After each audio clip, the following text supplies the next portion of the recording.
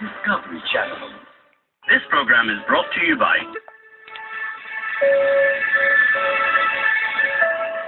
Hello, मेरा नाम है स्टीवन हॉकिंग, एक भौतिकी विज्ञानी, अंतरिक्ष विज्ञानी और एक स्वप्न दृष्टा।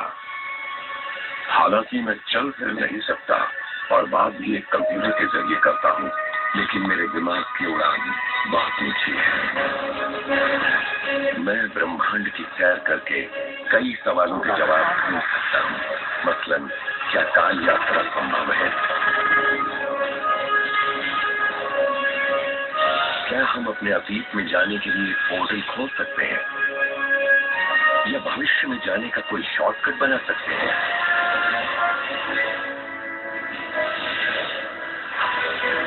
क्या हम कुदरत के नियमों का इस्तेमाल करके काल यानी समय पर नियंत्रण कर सकते हैं?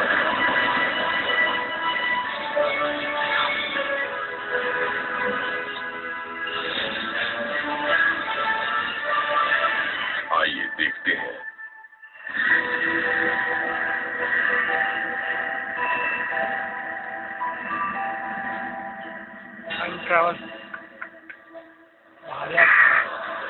एक जमाने में काल यात्रा की बात वैज्ञानिकों की सनक मानी जाती थी। मैं भी इस डर से उसकी बात नहीं करता था कि लोग मुझे पागल कहेंगे, लेकिन अब मुझे इसकी परवाह नहीं रहती। मैं भी उन लोगों जैसा ही हूँ जिन्होंने स्टोनहेंज बनवाया था। मैं भी काल का दीवाना हूँ।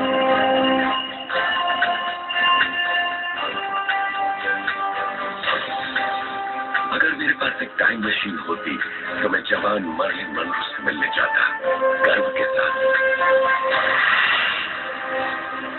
या उस दौर में जाता जब मैंने अपनी दूरबीन अंतरिक्ष की ओर घुमाई थी।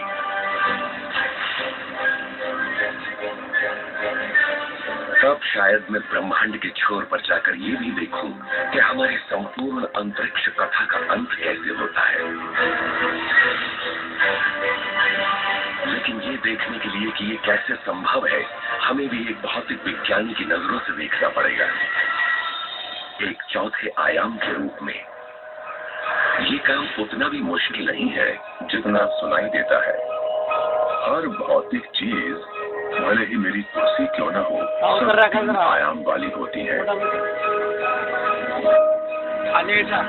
हर चीज की चौड़ाई, लंबाई और ऊंचाई होती है, लेकिन एक लंबाई और भी है, काल की लंबाई। एक इंसान 80 साल तक जिंदा रह सकता है, लेकिन ये पत्थर कहीं ज्यादा वक्त तक टिके रह सकते हैं, कई हजार साल तक।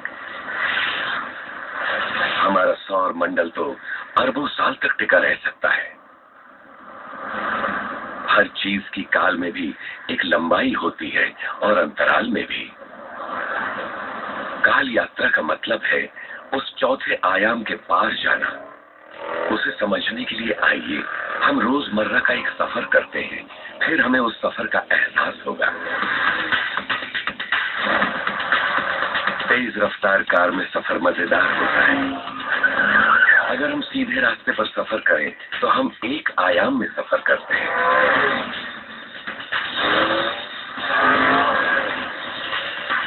दाएं बाएं मुड़ने पर एक आयाम और जुड़ जाता है।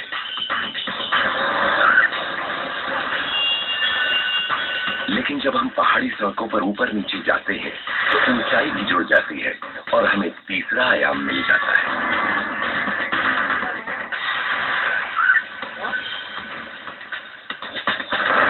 लेकिन पृथ्वी पर हम काल यात्रा कैसे कर सकते हैं? हम उस चौथे आयाम में जाने का रास्ता कैसे ढूंढेंगे?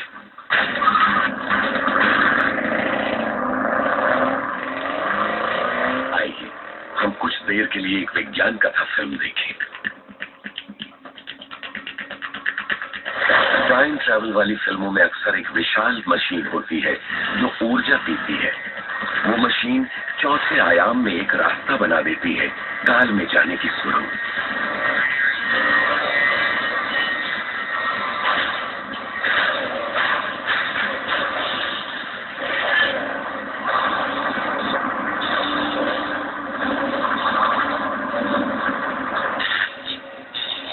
और काल यात्री एक बहादुर इंसान जो थोड़ा बेवकूफ भी होता है, तभी तो वो उस काल सुरंग में घुस जाता है, ये जाने बिना ही कि वो किस काल में पहुंचने वाला है।